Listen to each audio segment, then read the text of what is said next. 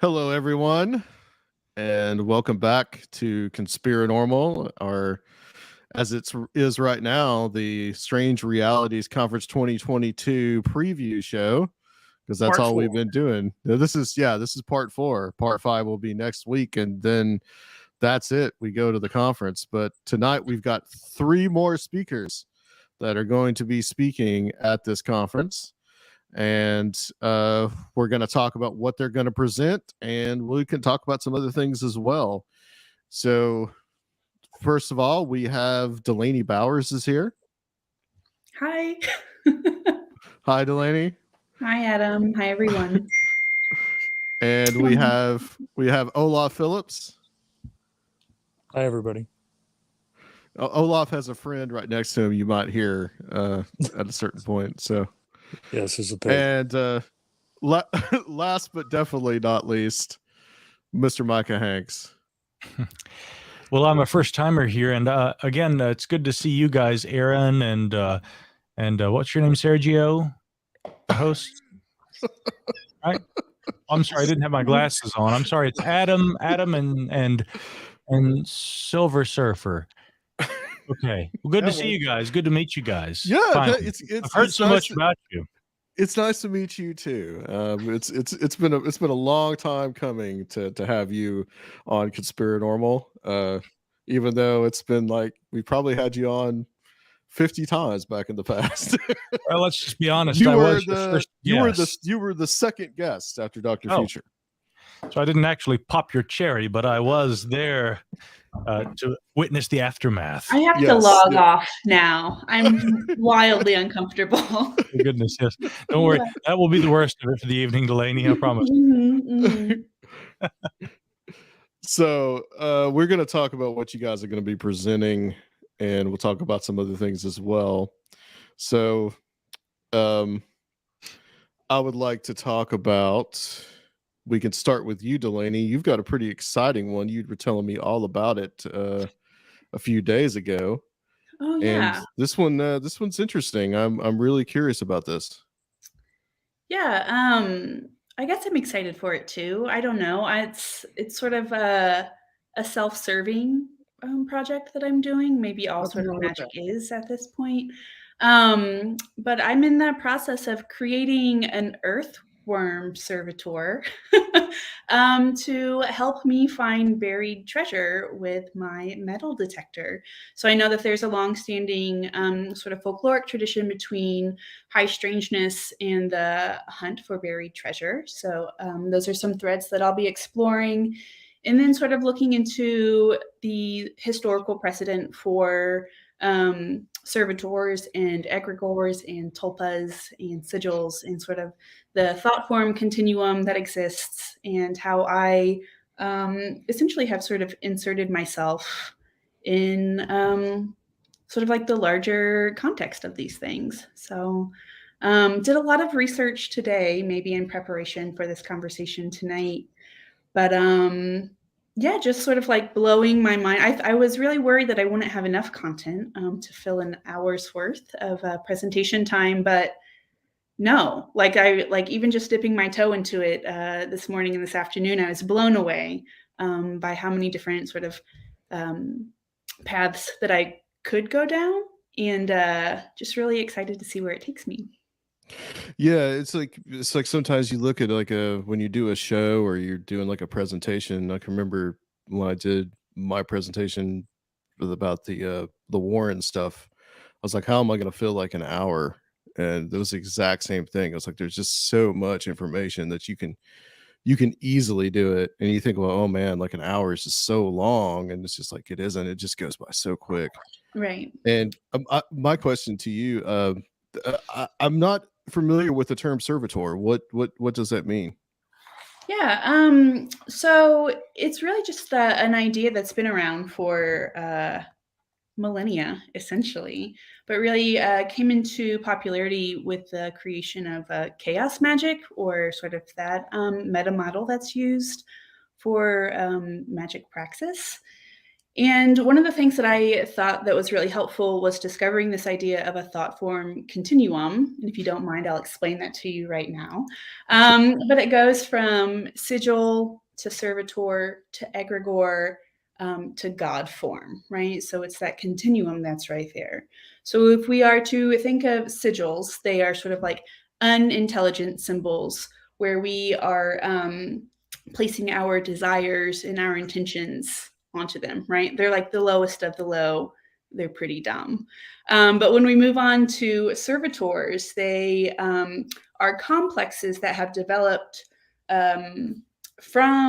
essentially from sigils. They do have a connection with those, but they are entities which some magicians have sort of like cordoned off from their own psyche. And so when we give them a name, when we give them a physical form, they start to act independently of the magician, right? And so magicians sort of give them tasks to complete. The task that I gave my servitor was to help me with like historical research, as well as the physical process of exploring and digging in the landscape, right? So when multiple people sort of rally behind a servitor, it becomes an egregore, right? Like a larger thought form that more people can buy into. And then finally, a God form is just like a souped up servitor on steroids, right? Like you become your own deity and there's no stopping you. So it's just one step above a sigil that I'm working with. And to call it into power, I like to think of it sort of as like the hot and ready version of magical practice, right? Like it doesn't require like a long time to build a relationship with a pre-existing entity. I just get to create it from my own obsession, give it a task. And when I'm done with that task, I get to destroy it. So I don't know, it gives me like a little power or maybe a lot of power. But essentially, Austin Osman Spare, right? Have you guys come across him? Yes, of course. All shaking right. heads, wonderful. Just really thought of servitors as, again, sort of like a sectioning off of the magician's own psyche, that obsession to create something, and really just allows you to work within your own mind, right? To give intention to something and see it through to the end. Is that helpful? That is Are you helpful, going to yeah. be like documenting what you're starting to do? Yeah, and so on the equinox, that's just earlier, or I guess last week, that was the night that I created my servitor and sort of the ritual practice that goes along with that. And she's wild, right? Like maybe it's just my own self in earthworm form. But already, even just like, and I feed her, right? And I have to give her words of affirmation. And really, all along, it's probably just doing all of these things to myself, right? Like I'm encouraging myself to go out and find these things. It's not some giant worm. But it really helps to think of it in that sense. She was really helpful today in letting me come across some really cool journal articles about servitors and like the history of buried treasure lore. And some names popped up and some patterns that I found. Able to put those into play too. Cool. Yeah. I'm really excited to get to talk about this with people who don't look at me like I'm crazy when I talk about something like that. It's a relief. Oh yeah, Strange Realities is definitely an it's the open place. environment to get as weird as you want to be. Love it. Love it. Yeah, I just egregore, of course, I was familiar with that term. I just in sigils, of course, but servitor was not something I was familiar with. Mm-hmm. So that's very interesting. The progression there, I never have even thought about that. Yeah. Being a folklore specialist as you are, is the existence of like the treasure hunting lore, is that like is that something that you've come across a lot in kind of like the folklore kind of studies? Not yet.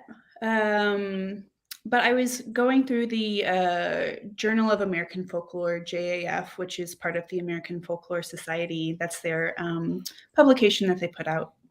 And I was able to come across a few articles today that really got into the nitty-gritty of sort of the history of buried treasure lore.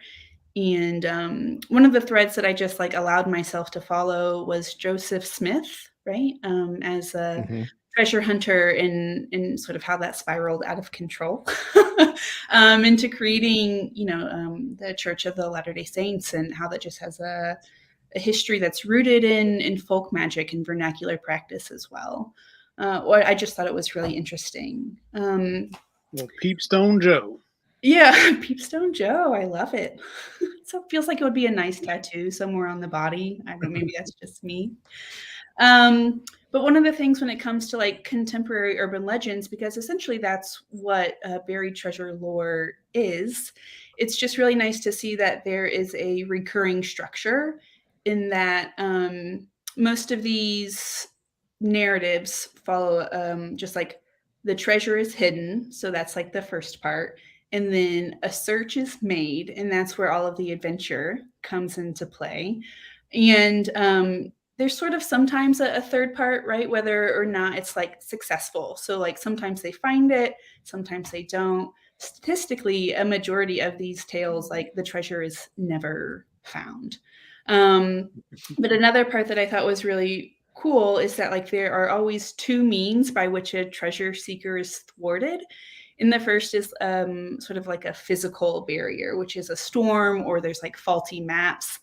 And the second way could be supernatural. So there's like a ghost that's haunting the area that doesn't allow the treasure seeker to sort of finish that task, or the gold is like touched by some demons, right? And that like follows the treasure seekers. So I don't know. Again, like I said, this is just sort of one day of research, and I'm like, oh Jesus Christ! I mean, there's just so many different threads to follow. So I hope people will be interested. Oh, that's great. When you give this presentation, I'm really looking forward to giving it. I think treasure hunting is kind of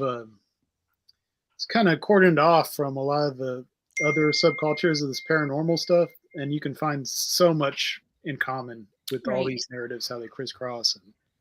Well, I know Tim Renner has sort of spoken about it a little bit, about the connection between treasure seeking and high strangeness, and also coming across the interview that you did with Terry Carter. Yeah, I was about to ask if you'd heard that. Yeah.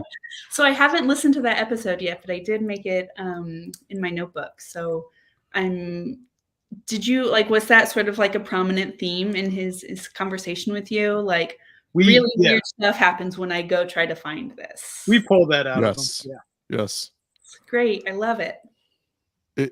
And if you look at his like YouTube channel, I mean, he's got that all over the place. Yeah. There was like this one old guy that he was interviewing, Sergio, that he was just like telling all kinds of just like ghost stories and I think you get Bigfoot, you get UFOs, you get secret societies and conspiracies, and great. It's all in there. Oh no. Yeah, there was. Yeah, I mean, just like his site is, I mean, his YouTube channel is pretty interesting for all that as well. I look at it, and I was telling you this, Delainey, that it's kind of got that same element that like the search for the Holy Grail has, like the idea of like, well, you may not ever like looking for the treasure is just a device to find, some enlightenment within yourself. It's not the journey, it's the destination, or the other way around. As a folklorist, you'd really should check out his channel. That's another thing about that treasure hunting subculture, is that it really is that old school, like person to person, based on storytelling. Like I think this stuff will really interest you. And a lot of the old timers are passing, so it's like it's really a rush to get some of these stories, but they're not. It's not like a lot of this other stuff where people are like willing to share information. A lot of people guard all this stuff to the grave because it's their clues and their research to find this treasure, and like it's pretty wild. Do you think I could charm it out of them? Like, is that going to work? Probably. All right. Love it. Didn't they just do something? They had like he was telling us, Sergio, that they did something in Salt Lake City. Like they have some kind of thing every year. It's where all more these old rural. I'm treasure not sure hunter exactly what guys- it is, but yeah, it's like a treasure hunters rendezvous in Utah. Yeah. It's around where the Lost Roads mine is supposed to be, and there's some more Mormon stuff. But yeah, it's a fascinating subculture. I really got interested in it. Awesome. Yeah. Yeah, I told you, Delainey, that Sergio would be really fascinated Yes, by I'm this. very excited to bring some treasure hunting to Strange Yeah. Realities 2022. Thank you so much. Yeah. You're Yeah. welcome. Can we actually bury some treasure somewhere on the grounds and have people look for it? I Are you should have gonna had do- you set this up as a workshop. You just have Yeah, people. are you like, gonna douse? Are you gonna find start the treasure? dowsing? Yeah, I'm gonna all of it. Yeah, just really load it up. That 60 minutes. See what all I can get done. Oh wow! So there's going to be some demonstration involved. Who's to say at this point, right? Gotcha. I still have a few weeks. Yeah. If I could make a suggestion, you might look into something called powwow, and they also do. Absolutely. Yeah, Mhm. yeah, they do a lot of that. Is treasure hunting a huge thing in powwow? No, but dowsing and trying to invoke folk spirits to find things is. I mean, a lot of it is about healing and that kind of thing, but there's definitely an element, where they use what they call water witches, the dowsers, to find things. Do you think they pull some of that, like the Joseph Smith, and do you think they pull some from that tradition a little bit, like that treasure, that old kind of American treasure hunting, like that Joseph Smith was involved in the 19th century? Do you think they pull from some of those powwow and folk magic traditions? I mean, one of the things that I came across today was just sort of like this linear progression from sort of like these ancient tales that sort of made their way into European folk tales that eventually made their way to North American narratives. And so you have this like long list, this very storied list of famous treasure hunters who are also sort of like, they went by the title of adepts, right? Like ADEPTS. And they had connections with ceremonial magic practices, which sort of introduced a religious element into it as well. So yeah, I can totally understand how like water dowsing and powwow would just be sort of like a natural connection to be made in looking for buried treasure. Very interesting. All the folk magic stuff is extremely fascinating to me. Right. I didn't realize that there would be a connection to that. That's pretty cool. And so just sort of one final thing. I mean, you have MIcah and Olav here. I'm sure they're chomping at the bit to talk about themselves. Don't let me stop you. But one of the things that I really, if you were to think of folk life, right, as a hierarchy where folklore is sort of under the realm of folk life, if you think of life as encompassing sort of all creative practice, you have folklore that's under that, which is sort of like the verbal and oral traditions that you have. The genres of folklore are usually oral and verbal, customary and material. And one of the things that I really like about that is that these sort of magic practices are encompassing of all of those genres. And so just thinking about like the ritual that I did the other night, I like spoke things out loud. There were certain materials that I used, candles. There was like a certain thing that I chose to wear. And so in like gestures that I did and like signs that I made. And it's just, I don't know, like vernacular religious practices naturally just sort of fall under all of these genres. And it's really cool to be able to see that in practice, in play, and then be able to sort of like recognize those and highlight them and share them with other people. And it's what I'm coming across too in sort of like these buried treasure tales. I mean, it all just like fits together very easily. And so, yeah. It does. Look forward to it. Aaron Gullius is really chomping at the bit to ask you about your wrestling study. Go for it. Yeah, I'm here for independent professional wrestling, baby. You guys know the interesting synchronicity, I guess, or coincidence. I haven't told you guys this, but Delainey actually, for that study that she did on amateur pro wrestlers, I guess you could call them, Delainey, I guess. Yeah. She actually interviewed a coworker of mine. Yeah. Which was crazy. Caden Sade, is that right? Caden Sade, yeah, that's his stage name. Yeah, but yeah. Yeah, and you Adam can knows find the it. real name. I do know. Yeah, I got like stage I do name. know. Yes. You got to keep the gimmick going. That's how it works. Kayfabe all the way. Absolutely. Which, I mean, is a real interesting thing to do. Like, you kind of like folkloric and anthropological study all at the same time. Yeah. So, and I mean, especially at like Western Kentucky University, which is where I did my graduate degree, it's like the Department of Folk Studies and Anthropology. So the two are inherently linked for all eternity. Just a nice crossover between the two. Yeah. You've got some wrestling fans, and like Tim Banal and Aaron are both big wrestling fans. So, yeah, I mean, that's a project that I'm pretty proud of. I mean, it is housed at the Library of Congress, but it's also just like a focus on Appalachian wrestlers, right? Sort of Central Appalachian people who work really hard. And if you want to talk about like ritual, I mean, oh my Jesus Christ, and all of sort of like the drama and pageantry and lore that goes into creating characters and maintaining this facade. I mean, that's a perfect place to start. he doesn't work with me anymore, but I actually just saw him 2 days ago. So if I see him again, I'm going to let him know that Caden Sade is in the Library of Congress. Yes, absolutely. Nice. Well, Olav, let's go to you and what you're going to be talking about at the conference.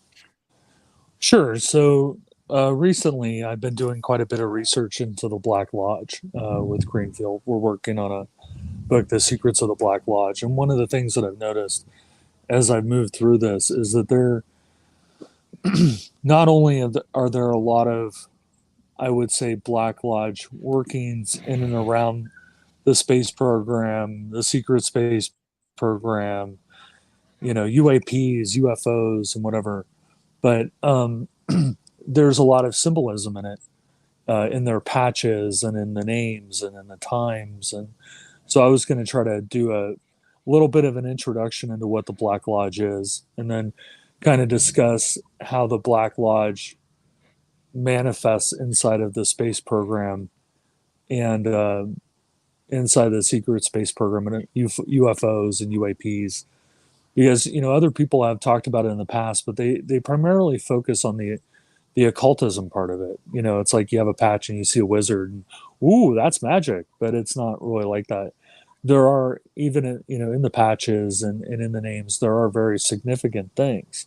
So I wanted to kind of try to get into that. So hopefully, when you're done with my hour, you'll kind of have kind of a primer on the Black Lodge, and you'll get some fun examples of ufologists who were members of the Black Lodge, or scientists who were members of the Black Lodge, and how it affected the space program. That's scary. Yeah. So we're going secret space program here a little bit again. A little bit, I'm going to be in there, because you look at some of these scientists and ufologists. I mean, a lot of times when, I hate the name UAP, but I guess that's what's in vogue. But a lot of times when you see a UAP or a UFO or whatever, hang on, I gotta turn on. When you see information about a UAP or UFO, there's this instant cut over to, well, that might be part of the secret space program. And there are some very interesting things that I think got a bit glossed over recently in the UAP world, but I'm not going to try to get into that too much. I kind of want to focus on the effects on these programs, because you'd be surprised how many scientists and programs are influenced by it. What got glossed over? I mean, I guess if you're not going to talk about it at the conference, we could talk a little bit about that. Oh, the UAP thing. So yeah. when they did the congressional presentation, and they were being, interviewed by Congress. One of the things that the guy from the national, I forget the guy's name now, but he was the head of the National Intelligence Service. He specifically mentioned that a lot of times, well, number one, he said, we know what they are and we know what they're capable of. And I don't think that's a lie. But one of the things he said is that they picked up a large amount of RF transmissions when they would see these things. So, obviously, if you have something weird flying over a destroyer, an aircraft carrier, battle group, or whatever, they have a significant amount of signals intelligence capability.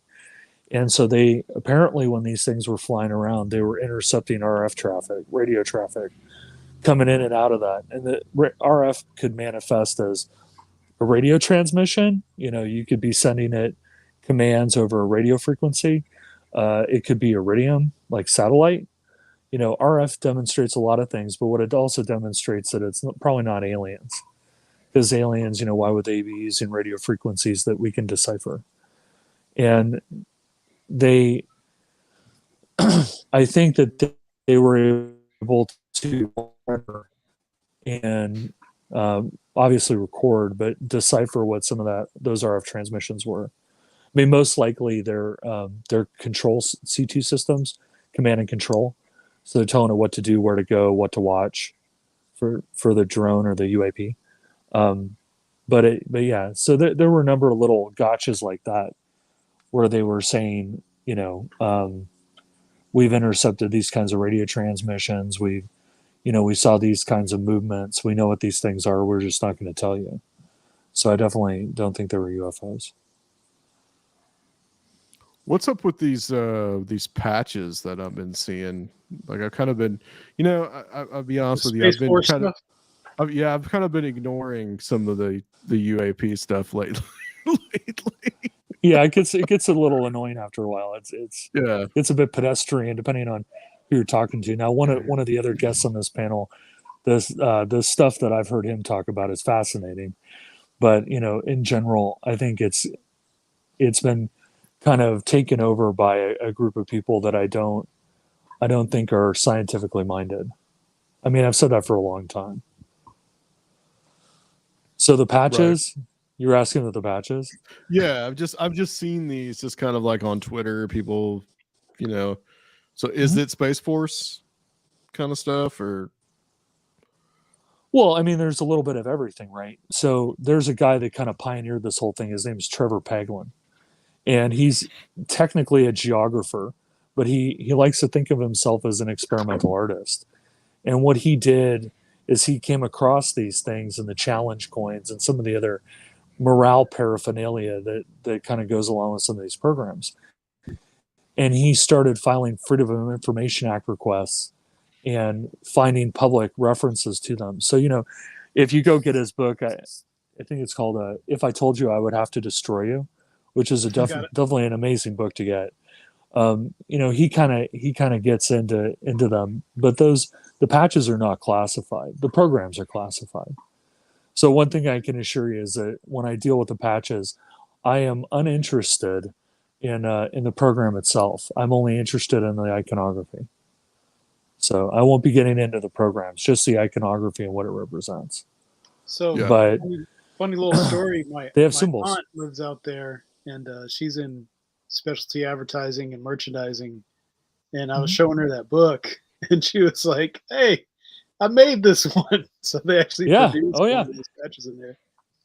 There was a guy. He I forget which book he's in, but there was a guy. He actually went to like a Goodwill. He goes down to that area in Mojave, and he goes to the Goodwills. And one day he went into the Goodwill and he found this jacket, like a fighter jacket, like a pilot's jacket, covered with that stuff. Cool. And apparently, I think I sent you. I got that B-2 test pilot jacket in Palm Springs. Yeah. I mean,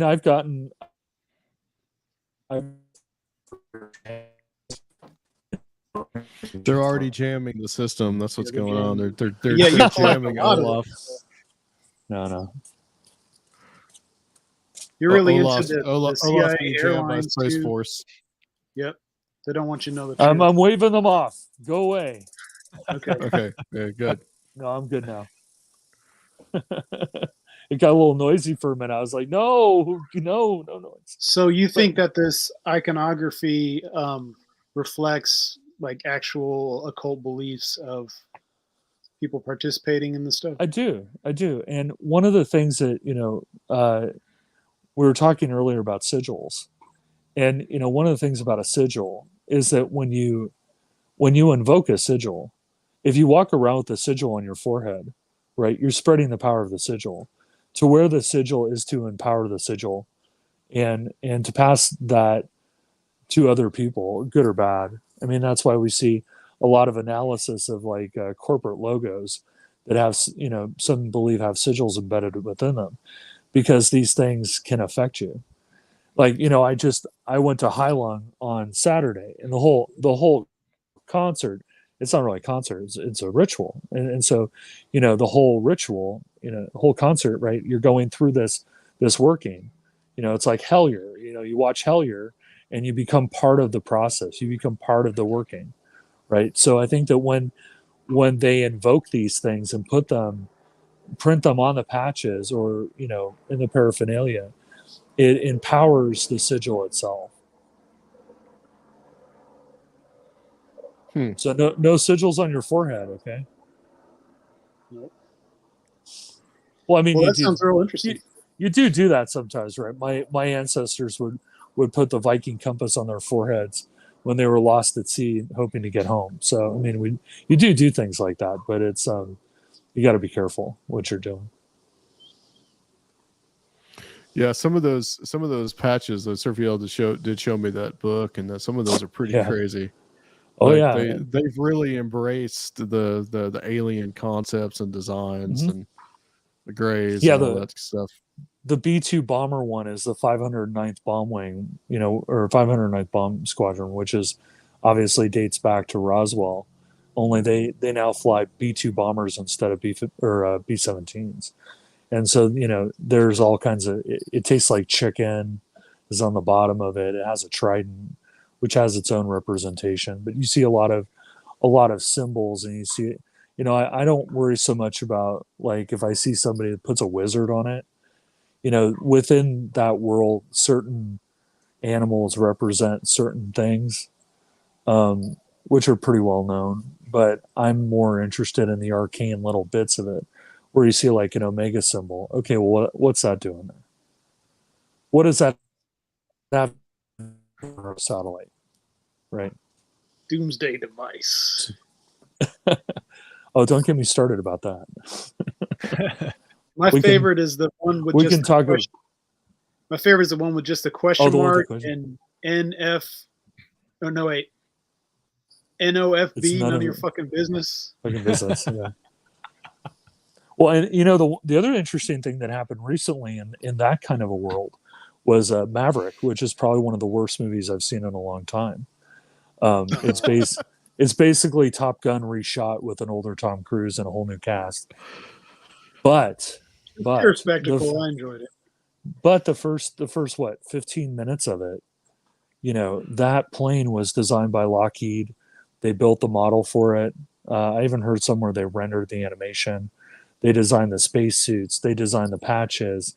They designed the cockpit.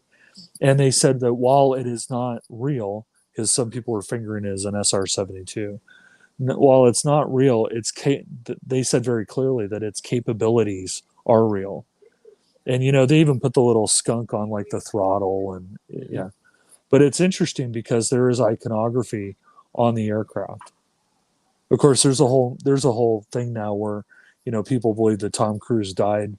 His character died in the beginning of the movie, and that the whole rest of the movie is actually like his death fantasy as the plane is falling out of the sky on fire.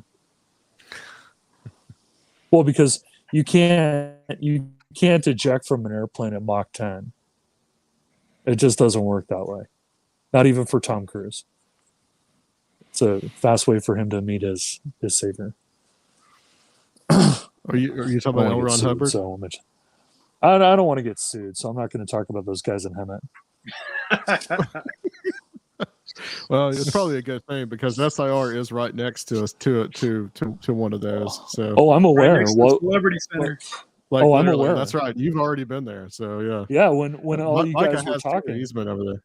yeah, when all you guys were like inside talking, I was sitting out there watching to see who was going in and out.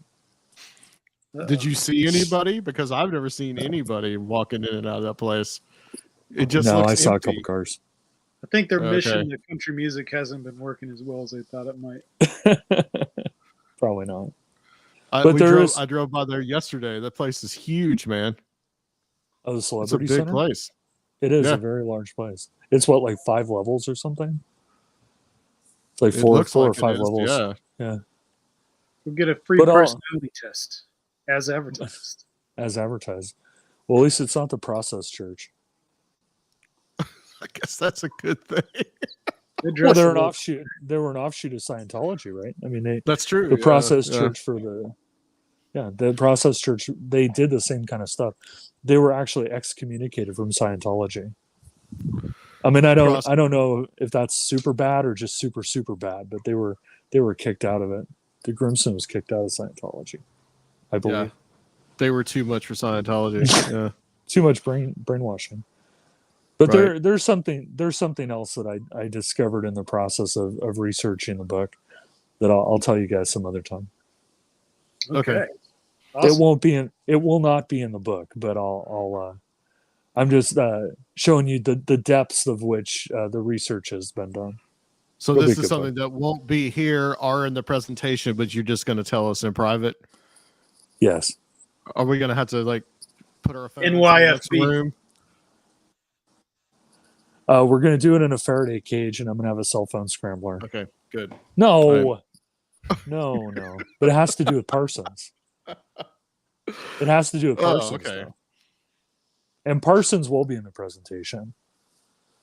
You can't have occult stuff and UFOs and rockets and not have Parsons. So he'll make a surprise appearance. Right. Of course. I guess you'll Chuck get half the theory that I have. You guys will get the whole theory, but in the presentation I'll do that. I'll do half the theory. How about that? Okay.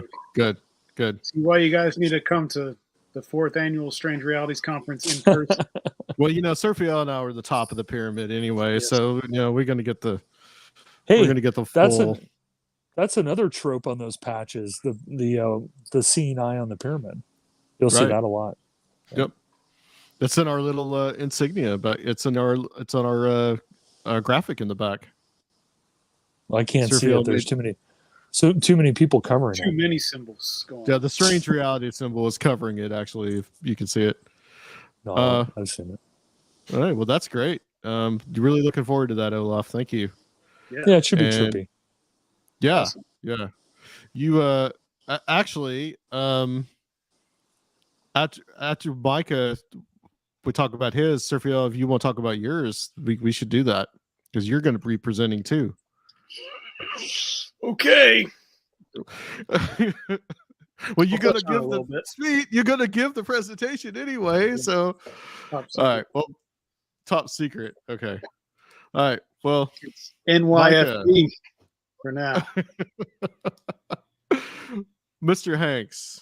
Now, I'm real curious to see. I think we were talking about you were going to give a whole thing about leprechauns. I think that's what we were talking about. That's the premise, yeah. Yeah, good. Leprechauns and trees. So, what are you going to be presenting about at Strange Realities Conference? Leprechauns. Okay, good. I mean, I know you guys think I'm kidding, but I've been doing tremendous amounts of research into the leprechaun phenomenon, and I think I'm about to strike the main nerve on this. Blow this whole thing wide open. Did you find the gold though? No. I actually, on the subject though of treasure hunting, I mean, it's crazy because this is actually a very good combination of speakers, because I think Olav is like the perfect interface between Delainey and I. Although, you might say with my archaeological interest, I mean, some might liken that to treasure hunting, although again, I would, view archaeological pursuits as being a science. I am not a collector of archaeological artifacts, but I've found them in the line of, conducting archaeological field research and everything. And I would say that the process in some ways is very similar to, even down to some of the more esoteric, aspects of that, to the treasure hunting thing. To briefly come back to Delainey's discussion, though, I've actually worked as a narrator of a number of audiobooks, and I've narrated a lot of books about everything from treasure hunting to the occult. So those are sort of side interests of mine. And, a lot of the kind of work I do when it comes to reporting on aerospace and defense and things like that, I mean, it's a very much more materialistic kind of area of interest. But I've always said this, Adam, I think I've told you this many times in our conversations over the years on long drives and trips and rock concerts and all kinds of stuff. I mean, I feel like there are different partitions on my hard drive, and there's the scientific materialistic kind of one, but then there's the very open-minded esoteric one, and then there's the very spiritual one, and I think it's important to have different dimensions of your character that you engage. So again, I have that interest in, the occult and folklore, especially folk magic. That's another fascinating subject that I've narrated books on.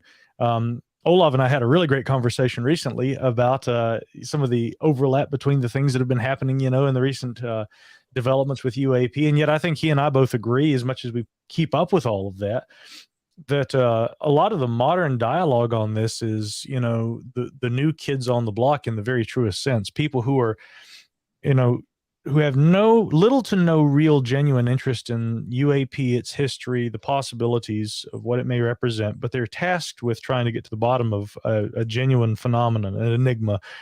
And they happen to also have some of the best toys in terms of sensory equipment capable of detecting these phenomena. And so they're like, well, we've got some really good data. So whose is it? China, Russia, right? And one of the problems that, again, I know Olav and I just lament constantly, watching these congressional hearings, when we see a congressman,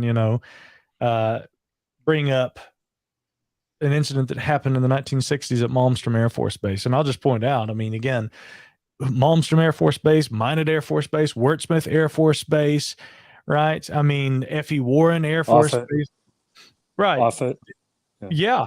There are so many, and actually, again, let's not limit it to, just, northern tier U.S. bases.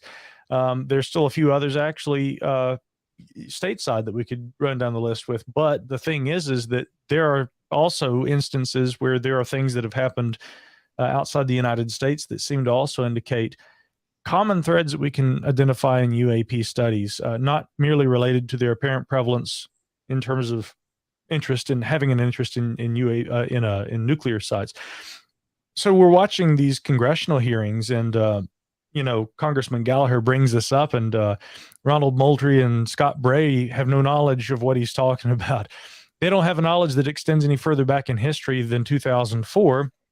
And although I can understand in terms of national security that it's like, okay, great, Blue Book is ancient history. We want to deal with the best data that we've collected in terms of technological representations of what this phenomena is, who may be operating it, what it's capable of, and what the defense implications of its study are. I get that. But, again, maybe it's just the romantic in me. But at the end of the day, those who do not know their history are doomed to repeat it. And we've had numerous studies in the past, including the so-called longest systematic study of unidentified aerial phenomena, Project Blue Book, carried out by the U.S. Air Force. And yet, many of those involved, including the science advisor to the Air Force at the time, J. Allen Hynek, they said, Blue Book was not a scientific study at all. If anything, at best, it was just a public relations exercise. And yet there's still some very valuable data that can be gleaned from looking at it, if anyone would care to look. I actually very frequently revisit the Blue Book data and look at that and try to extrapolate things from it. But, as far as, the actual talk, no, it's not leprechauns. For the first time publicly, I'll reveal it's not leprechauns. I was looking forward to leprechauns. Adam, now you got me. No, man. I hate to break your heart, but again, because this wouldn't be the first time. But yes, indeed, the leprechauns thing is going to have to take second show, because the pertinence of this dialogue, understanding not just the presence of UAP and what I feel is the reality of that, but also understanding the historical context in which it can be placed. That's what I'll be discussing. And it's a fun conversation, because when you look back into the files, not only of Blue Book, but of civilian researchers, civilian organizations, APRO, the Center for UFO Studies, NICAP, there are these trends. We're studying objects. We only want to look at the objects. When reports of occupants, humanoids, anything like that starts to show up initially, civilian researchers were very, very careful about getting into that. Oh God, we don't want to hear about what the occupants might look like, because everybody's going to think that we're crazy for studying UFOs, right? We're kind of back to that point again. Nobody wants to talk about occupants. Nobody wants to talk about landing cases. Nobody wants to talk about, dare I say, and this is a real dirty word, abductions. I think you have to always be very careful in how you approach this subject. But all bets are off if we're really dealing with what many suppose this is. And I'm not going to call it extraterrestrial. I'll actually use a preferential term for myself, alien, which does not mean, by the way, biological extraterrestrial being or entity. I mean alien. I mean that simply in the most literal sense, possibly non-human intelligent, of unknown source, some sort of non-human intelligence, rather. So, if indeed we're dealing with some sort of exotic technology in the instances where some UAP could represent that, again, to Olav's point, and this is something, it's something that we are both fascinated with, obviously, not only the possibility, but the almost undeniable probability that a lot of these things are ours. And I'll come back to that point in just a moment as well. But again, if we're looking at the possibility that even a small minority or anything that are more exotic in origin, this is the greatest discovery of all time. This may have implications not only in terms of our understanding of, for instance, physics and applications in physics like propulsion, but this may also have a very expansive potential in terms of the way that our development and our understanding of questions like consciousness, will proceed and will hopefully, expand with time. Again, let's say that we've met a more intelligent, more sophisticated, more capable civilization, intelligence, again, fill in the blank, that has been around or has more seat time than us, and we can learn from them. That would be the best case scenario, right? Then again, on the other side of things, if they're a danger to us for some reason and they haven't indicated that threat yet, but nonetheless, there is some sort of an imminent threat awaiting us, it's probably incumbent upon us for survival reasons to understand what the implications are. Now, based on a reading of the data, even though it's a very limited understanding that we have, based on that data, there doesn't seem to be any kind of overt indication of a threat implied by UAP, which is the fortunate news. But we still really should be trying to learn about this and understand what this phenomenon may represent. I mentioned I would come back really quickly also, though, to the idea that, again, this really dovetailing with Olav's area of focus, which is, secret space programs, secret aerospace developments and things. If you go, and this is one reason I really think that it's important to go back and look at the Blue Book files. Many would think, well, if the Pentagon, with the All Domain Anomaly Resolution Office, formerly known as the AIMSOG, even though AIMSOG is not really a very good way to try and pronounce they tried to make it into an acronym, but whatever iteration of the DoD's UAP investigative component, that you want to name, and before that, the UAPTF, and so on and so on. The presumption that, well, they need to try and understand these things because if there is some sort of exotic technology, they need to know what it's all about. It's not quite so simple as that. Go back to the Blue Book years and you look at, like, for instance, in the very first chapter, I think, of Edward Ruppelt's, the report on unidentified flying objects.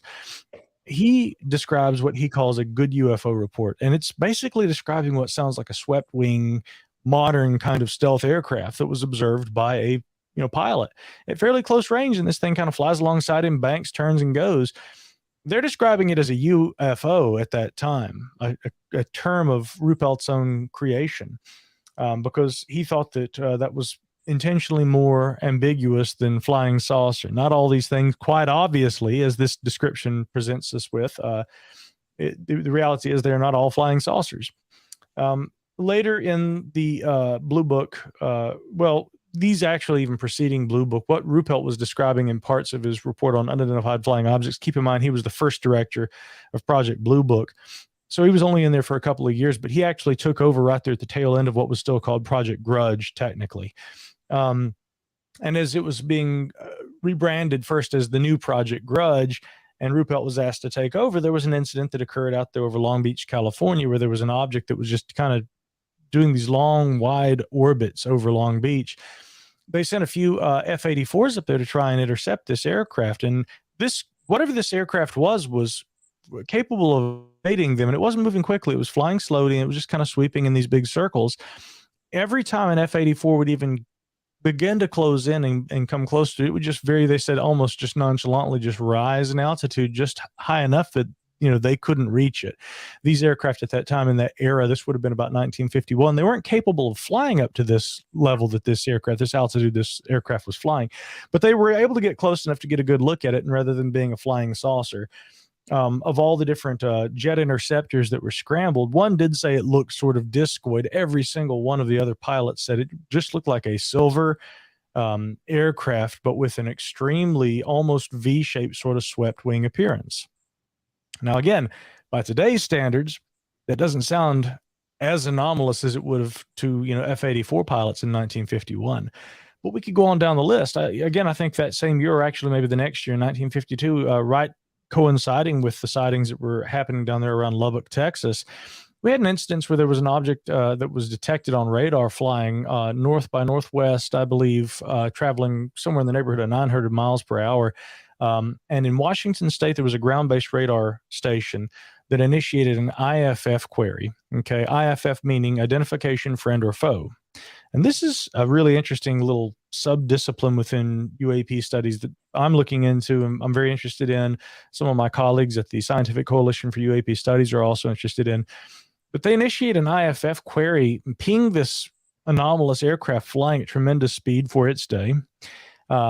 And they receive a response to the IFF transponder query in the affirmative, i.e. that this aircraft identifies itself as a friendly, using what, again, this wasn't stated in the Blue Book files at the time. And the reason why is because it was classified information. There was an AN unit IFF transponder that it was classified, but later that information came out. Brad Sparks in his Blue Book unknowns catalog, and he's expanded that. Blue Book said there were like 700 some unknowns in their catalog. Brad Sparks, excellent researcher, has gone through and he's found that there were actually a lot more unknowns than Blue Book admitted, but Blue Book was apt to put explanations on a lot of these reports that, you know, in fact, there hadn't been explanations. But this object, whatever it was, back in 1951, 52, was able to indicate, hey, I'm one of yours, so leave me alone. Brad Sparks, by the way, is probably, one of his best known cases he's investigated is the Rb47 incident, where, again, a seemingly very anomalous kind of diffuse light, glowing light that was doing all kinds of strange aerial maneuvers over an aircraft, a Air Force aircraft. I believe it was a transport craft at that in that instance. This object also responded in the affirmative to IFF queries. Now, Larry Hancock at SCU and I were having a conversation about this, and again, one could interpret this a couple of ways. Either these are some sort of aircraft of earthly provenance, and they may be of U.S. design, and that would explain why they were capable of responding to IFF queries over encrypted communications channels. But the other alternative is that, and even Brad Sparks has proposed this, could they be a information system or a technology, on board these phenomena, craft, objects, whatever, that is able to mimic that? They can decrypt an encrypted communications transmission. They can decrypt that. They can respond in the affirmative and emulate that technology. I will add this also, about the RF thing that Olav was pointing out. One reason and this is just speculation. I actually agree with Olav that that's a very good indication that a lot of these technologies are probably earthly. But if I were to go to a remote island and communicate with indigenous inhabitants that had never had, communications with, civilization, and that they used a communication system that was very primitive, that involved, for instance, rocks and placing curious little colored frogs that they collected off of a tree into circles on the ground. All right, really, really strange and esoteric for us. But if we learned their method of communication, we could communicate with them, right? So we bring our cryptographers in, and we try to decipher how to draw the circles on the ground, where to place the frogs within the circles, and where to place the stones to communicate a message, right? And we crack that code, we're able to communicate with them. The point is, if we were trying to communicate with someone who was less technologically equipped than we were, we might use their technology to do so. So again, in response to the point you raised, Olav, about the RFs, and this being speculative, but I mean, maybe they would be lowering themselves to using RFs so that they could, perhaps intercept our communication systems, which may be child's play for any prospective advanced intelligence, presuming that's what some of these things are.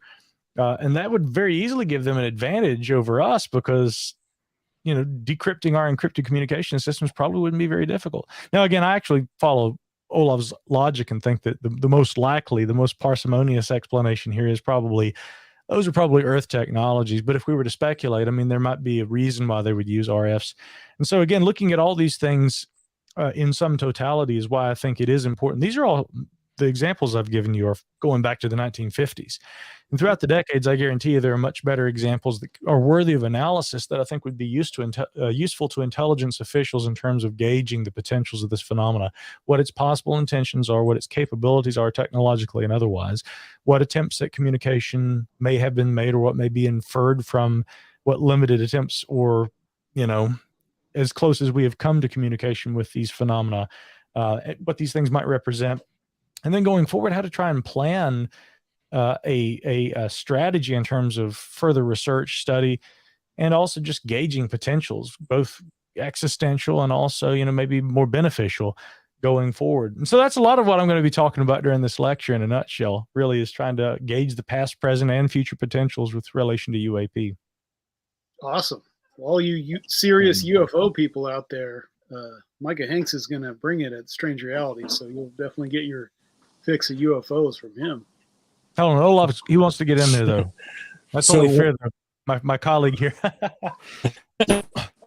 So one of the things that I don't remember if we discussed it or not, but in your discussion of the device having the capability to decrypt and encrypt, there was a press release released about a year ago from Ames. I think it was Ames Research, or maybe it was Moffett. I forget.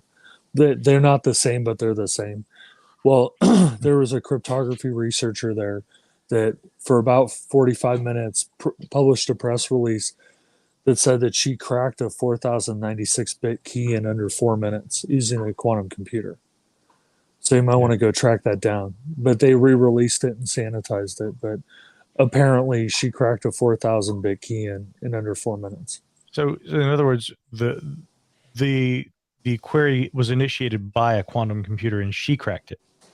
Yeah, so she put the key.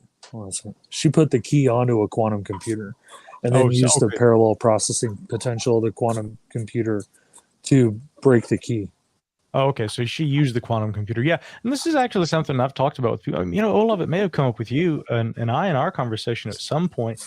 If, we're in our infancy trying to nail down quantum computing, it's not really to a point where we're definitely making some headway, but we are not to a point where we have fully functional, applicable everyday quantum computing. But presuming that someone or, some intelligence was just a decade ahead of us in likelihood, well, we will have those kind of capabilities, I would guess, in the next decade. If you've got that accessible and miniaturized and capable of transporting with you, it would take no time to decrypt probably our most complicated communication systems with that kind of technology. To your point, exactly. Yeah. And that's precisely what I'm talking about, in the sense that, this is frustrating. For instance, when people talk about like space travel, I saw one of our astronauts the other day saying that if aliens had ever come to Earth, we would know it. And here's how we would know it. Because they would have blown half our planet off with the thrust that would have had to have been generated to get the rocket that they would have needed to get back to Alpha Centauri off this planet.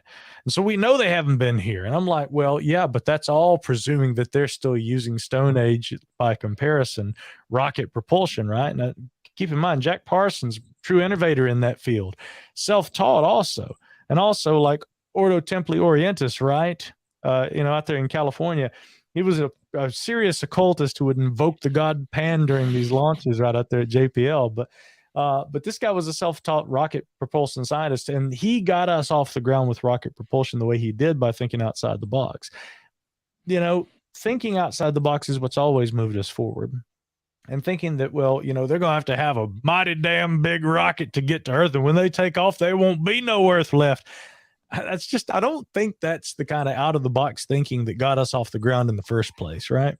And something tells me that if they were intelligent and capable of getting all this distance to planet Earth, right, they probably didn't use rockets to get here in the first place. In fact, they'd probably be smart enough not to ever come here knowing how we are and how we think.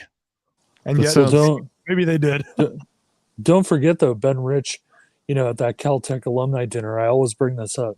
He said, not only do I have the technology to take ET home, I have the contract.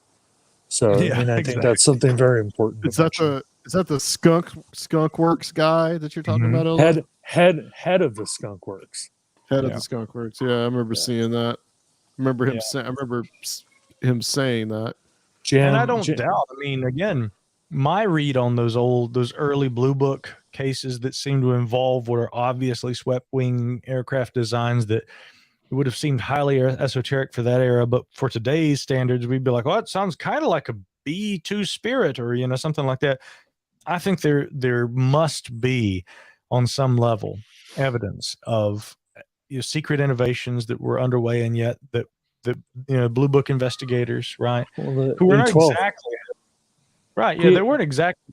I'm sorry. Go ahead. You. Okay. Well, I was going to say the A-12. I mean, the CIA during the A-12 program with Lockheed, they fostered the idea that the A-12 was a UFO, and they painted it silver things streaking across the sky. They used to tell them that, oh yeah, that's a UFO, and they had the whole, I forget the name of the program, but where they had the infiltrators into the journalists. Mm-hmm. And so they would release stories through them about it being a UFO. Yeah. And I looked up the A-12, in fact, after our last conversation, Olav, and A-12, U-2, a lot of these aircraft, I mean, did they look like UFOs? Were they saucer shaped or anything? No, of course not. But what advantage they had was that they were flying at a higher altitude than other aircraft in that era, in an area of the sky that gave them very different flight characteristics in terms of their appearance than other objects. Examples, depending on the flight, the altitude, may also indicate, what the appearance of the contrail will be. You could be flying based on a ground-based vantage at what a ground-based observer might perceive as night or even, twilight or even night. But at that altitude, you may still be capable of reflecting light from across the horizon from the sun as it's setting. And that often gave the appearance of very bright, especially in the case of the A-12, when you have a reflective exterior as opposed to the U-2, where they later began using the more stealth kind of paint jobs and everything, and anti-reflective coating. Again, if you have a very highly brightly reflective exterior on an aircraft like that, flying at that altitude, you're going to reflect sunlight and you're going to be bright as hell right there around twilight, kind of like satellites are. If you want to see satellites, that's always a good time after the sun goes down just over the horizon and everything, and it's just starting to get dark. And they use that to their advantage. They did in the CIA, even in recent days. You guys have probably seen on their Twitter account, they've gone out there and said, remember all those UFOs people were seeing back in the 50s and 60s? Yeah, that was us. And I'm thinking, yeah, but in those instances where people have said that there were actually, saucer-shaped craft with an actual visible dome that came down silently, hovered, produced a purple light, and then landed on the ground, I'm not sure that sounds, I mean, it could be a U-2, I guess, but no, I don't think so.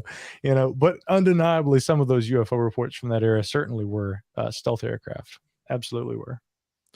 The thing about the rocket, the astronaut saying that they would need a massive rocket kind of reminds me a little bit of the Zachariah Sitchin stuff, where he was so adamant that this advanced culture that in the past, the Anunnaki, that they used rockets, and that like some ancient ziggurat or something was like where the Sinai was where they launched the rockets, and that it kind of reminds me of that a little bit. Von Daniken and Chariots of the Gods went down that path too with the Nazca lines. Yeah. And that was even worse. They're even right? small. They're even smaller.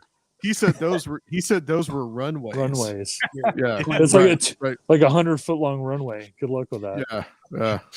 Well, you know what? What's fun is a lot of those ideas. They were very forward thinking for their time. Mm-hmm. You know, as down as people are on Von Daniken these days. Oh no, I like Von Daniken. I actually enjoy his stuff. Sure, yeah. You know, I've met Von Daniken a couple of times. We've had some great conversations. But you know, people in especially the sciences these days, they have no love lost for Von Daniken. But I often meet people at events, and who will say that back in when was the book published? 68? Was it 1968? I think. Sometime around there. Yeah. Yeah, I often run into people who they will say that was required reading for a class I was in college at that time. And you got to keep in mind, again, in that era, initially the idea was considered extremely thought-provoking. But you got to look at where we were as Team Civilization. I mean, we were just really kind of beginning to enter space and to understand our place in the cosmos.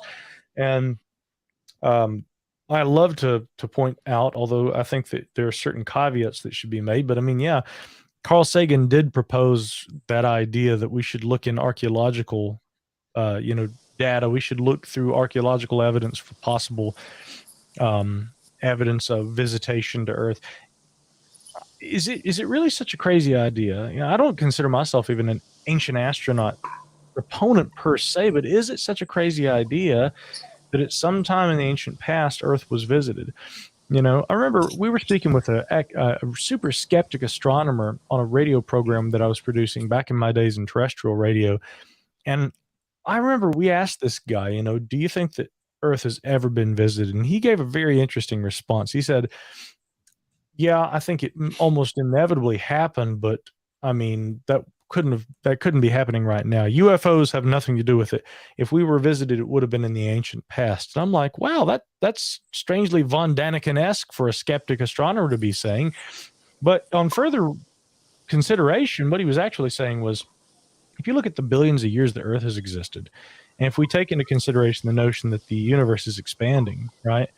And not only expanding, but that ever expansion of the universe is also occurring at a greater and greater accelerated rate over time, which is, by the way, very mysterious. That's the equivalent of me taking a softball and throwing it up into the air, and it just keeps flying straight up instead of coming back down, right?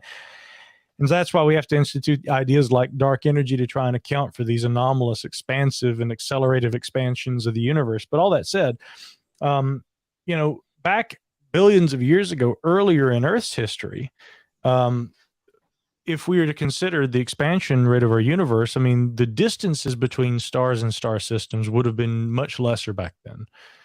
And so an interesting argument that some astronomers have made is that, even using more rudimentary forms of space travel, it would have been more feasible to traverse some of those distances longer ago. And given the probability that an intelligent civilization rose into existence, within a window of a few million years on one of those planets long ago, and they began exploring, maybe they did come to Earth. But, when Christopher Columbus made his way across the Atlantic Ocean, he came on his way back and he stopped on, it was either on Corfu or one of the islands there on the Azores, and he left no evidence. He and his crew, there's no evidence left of Columbus's stopover. But we know from his journals that they'd stopped there in the Azores. My point would be, I mean, that long ago, if ever an intelligent civilization visited Earth, the likelihood that we would find direct evidence of their roadside picnic, to quote the Strugatsky brothers, it's almost nil. But many say it's not impossible either that we have been visited, and that may have just happened so far in advance of the historic period. I mean, there's never a hope that we'd find evidence of it, but it's not impossible, and in fact, it may not even be unlikely. Well, I think there's a funny corollary to that. Back when I was in anthropology school, when you go to physical anthropologists, cultural, I mean, any anthropologist really, when you go to them and you talk about things like genetic manipulation, or maybe there was a group of people that like They got him. Yeah, they got him again. Discharged. Just to say that, yeah, he was slowly fading into the darkness anyway there. But I do want to say that one of the I don't buy the ancient astronaut stuff. I had my kick with that when I was younger, but like but one of the ones that was interesting, is pretty compelling, is the whole Serious Mystery, Robert Temple book. That's one that's pretty compelling to me. Oh, sure. But that could have I prefer to believe that some of this stuff is ultra terrestrial, not necessarily extraterrestrial. But If when that you look makes at it sense. from that perspective, it's like, we've probably always been visited and are continuing to be visited. Yeah. that's what my money's on, is ultra terrestrials. And that stuff might have really impacted and created human civilization, just because things weren't physically here on spaceships necessarily. Like, still, this could have been a lot of what has inspired what we know of as civilization. Well, this is also the butterfly effect, right? That you go back and you step, you kill a butterfly, and the next thing you know, you develop the nuclear bomb in 1928 instead of in the 30s. So the idea that an ultra terrestrial, because that implies it could be a time traveler, it could be an alien, it could be whatever. The idea that they come back in some distant past when our ancestors were still tree shrews, that's probably far more likely, I would think. Yeah. The shadow man. I was just going to say, speaking of that butterfly effect, though, I mean, I'm worried now about the DART mission. Gosh, I mean, what if inadvertently, we smack into that asteroid and it knocks a little asteroid, and then that one, like a bowling pin, hits it. Yeah, I was thinking about that too. I actually watched it. I watched it live. 20 years from now, hell's breaking loose. Look what we did. Actually, I did hear a compelling theory about the Mandela effect, that about the timing when these things started to happen, they were carrying out a series of experiments at the Linear Accelerator in Chicago. So there is some correlative evidence that the Mandela effect was actually caused by them messing around with the Linear Accelerator. When what started happening? Like the people started reporting it. Okay. So like the Berenstain Bears? Right. And Mandela dying in prison, and yeah. Oh, okay. And the movie, the basketball movie. The basketball movie. Yeah, I forget this. It's like Space Jam. Oh yeah. And Shazam. Right. Motorcycles. But yeah, about the time people actually started to report that, apparently there was an experiment just before it. I forget the name of the lab in Chicago, but there's a linear accelerator there, and they were actually carrying out a series of experiments. So they like turned it on, and then all of a sudden, like the A and the E were switched in Berenstain. Well, what it is that they turned it on, and somehow caused a fork in the multiverse, and there was some kind of overlap, or we transition from one consciousness, our consciousness transition from one part of the multiverse to another. Because there are a lot of people, depending on your age, the Mandela effect hits you in different ways. Like, I'm old, so I remember all that stuff. I mean, I'd swear on all that's holy, that the Berenstain Bears was spelled that way, or I remember, like, the one about the Kool-Aid Man. I think I remember all that stuff. And hey, Robert Loggia died twice for me. Yeah, I'm not kidding. Like, he died twice for me. Yeah, I know. And he's not the only one. I mean, there's a whole bunch of people like that. Well, I don't know. I think I'm the only person that remembers hearing that Robert Loggia died before he died. I seem to remember that. Oh, so you actually do remember Robert Loggia dying twice? I believe so, yeah. You found another one, Adam. We must be in the same multiverse, Olav. Well, I think at least for me, I attribute a lot of it to age, right? That depending on what age band you're in, you're going to remember certain things more than others. Because, I mean, I grew up reading the Bernstein Bears. And, a lot of people now, that have grown up in the last 20 years or 30 years, they don't remember that. Well, 40 years ago when I was 7, it was a big deal, So I do remember a lot of that stuff. Yeah, that one I have no, like, I don't even know.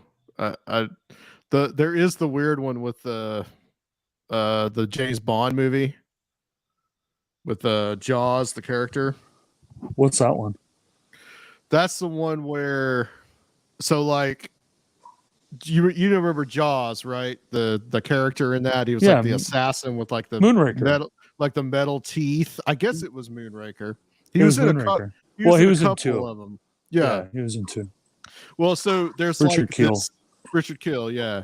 So like there's this thing where like he falls out of a helicopter or an airplane or something, and he lands in like this amusement park or something like that. Right. And all of a sudden there's like this girl, and yeah, like she with smiles pigtails. with pigtails. And she has braces. She has braces. She smiles at him. Right. And he smiles back, and with his teeth full of metal. So like that's the joke, is that they both have a teeth full of metal, and like, they can get along, right? Right. And but when people look back on it now, it's like her braces have been edited out, so like the scene and the joke just doesn't work anymore. Oh, they edited them out. Yeah, they were the one. Something happened. I mean, because they were in the or just people remember it because he had the mouth full no of metal. she had braces. In fact, it became an issue. That's the joke, right? And it was an issue when they were on the space station. They were the lone survivors of the space station. The 2 of them got into like an escape pod as the space station was breaking up. No, I remember it quite well. I like that movie. I'll have to watch Moonraker again. Oh, I'm gonna watch several years. But like, yeah, there's those little things, and I wonder if stuff has been kind of digitally altered for whatever reason. Well, I know when I was a kid and I worked at Blockbuster. That tells you how old I am. When I worked at Blockbuster. I worked at Blockbuster too, Olav. Okay, well, we edited the movies in the back with razor blades, and they would send us the VHS tapes, and they would give us documentation on where to cut it, and so they sanitized like some of the movies. Did the Smithsonian come in and take all the VHS? We actually had a skeleton, an 8-foot tall skeleton, yeah, in Concord, California, that the Smithsonian came and picked up in like 1912, and they lost it. So wait a minute. So they would have the clerks, the like normal store clerks, edit the movies. They wouldn't do that at like corporate HQ. No. Okay, they're too cheap. They'd rather have us doing it at $4.25 an hour. Because we'd do a better job than having it professionally done. Crazy. And also, like, when our manager, like, if he would get a complaint, like, let's say that he got a Pedro Almodovar of our movie, or, God help us, he watched something by, what's his name, the experimental filmmaker from South America. Anyway, God help us if somebody rented one of those. Then he would go in the back and just based on the complaint, he would edit all the copies himself. It was horrible. As a film fan, it was terrible. So people would complain about the movies. Yes. And they would get this complaint, and then they would go back there and they would edit the videotapes. Yeah, and if you take something like Jodorowsky, it'd be pretty much like 99.5% of the movie. But I guess they must have never did that with the big releases, though, because you would have like a whole wall of just Jerry Maguire. So they couldn't. Okay. They had the sanitizer. So, it may be an R movie, but you can actually buy a edited version. They would, if they had an R movie, they would get the one that was like edited for television, and that's actually what you would rent. from But it's Blockbusters. already rated This R. is a real fucking conspiracy right here. This is some legit shit. My right mind here. is being blown right now. This must have just been a California thing. Well, I 'Cause don't I know. know You'd think I it worked wouldn't at- be a I California worked at thing. Blockbuster Land of for the a free. little while, and like, Like Adam, we're You gonna know, need you to I stay a don't- little bit after tonight, and you got a razor No, blade no, here, it's and we're true. gonna. No, it's true. They had a little I need you editing to thing. splice this movie together. No, I need you what was better is we used to, because they didn't give you an actual name tag, so we used to go in the back of the label maker and make our own name tags. And so when the managers weren't there, we would change all of our names.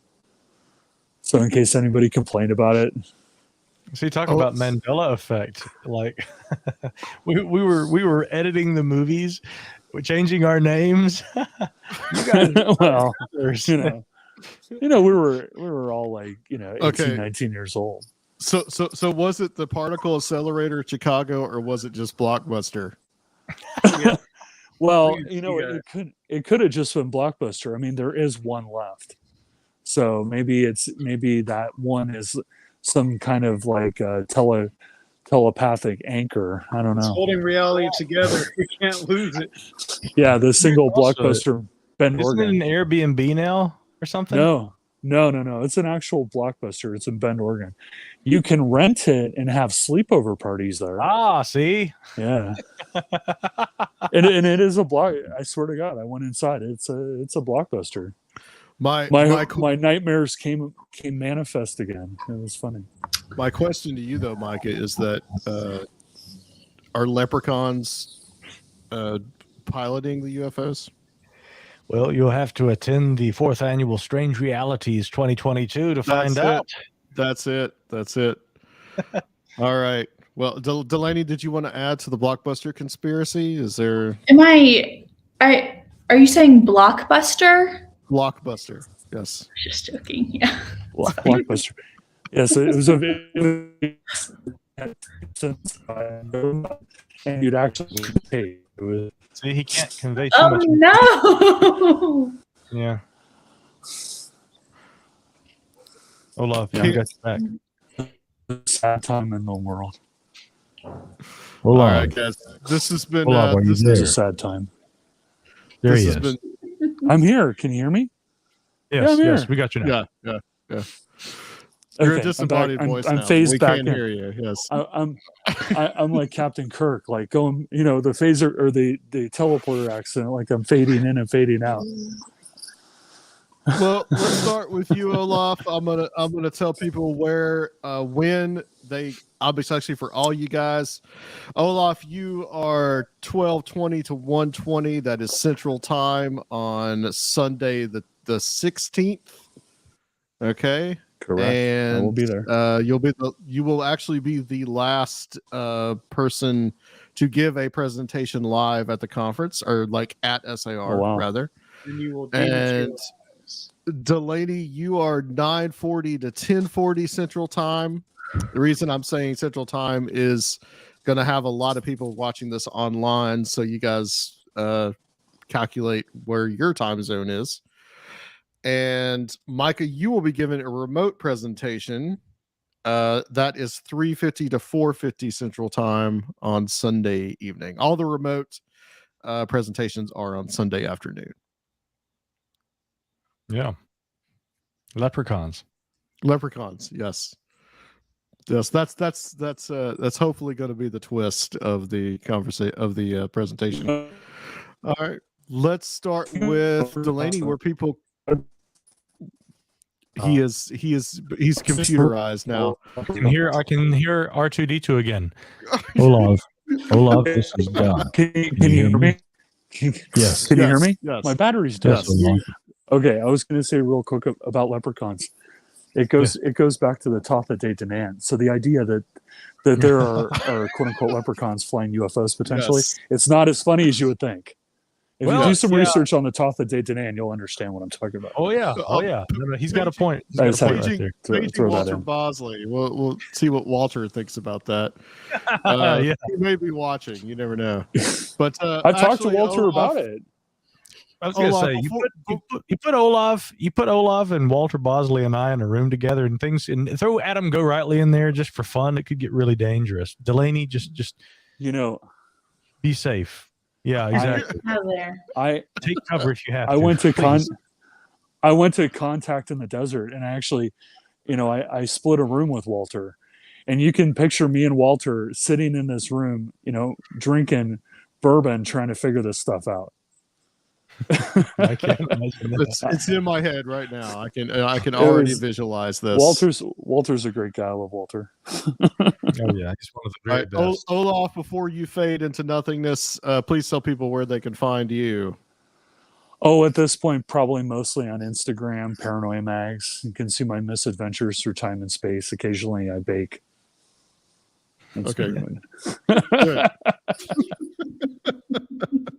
All right, and Delainey, where can people find you and your internet presence? Yeah, I'm a very secretive woman. Don't contact me. But I'm also the editor-in-chief for Kentucky Folklife Digital Magazine.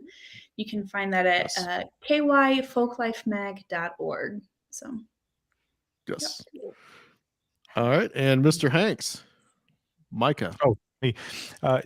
Yeah, something else Delainey and I must have in common. I'm editor-in-chief of the debrief.org, where we mostly cover science and technology, but also updates with regard to UAP, a mutual subject of interest to all of us, I think. But you can also find my stuff at MIcahHanks.com, and the podcast that I produce each week, the MIcah Hanks program, is MIcahHanks.com/podcast.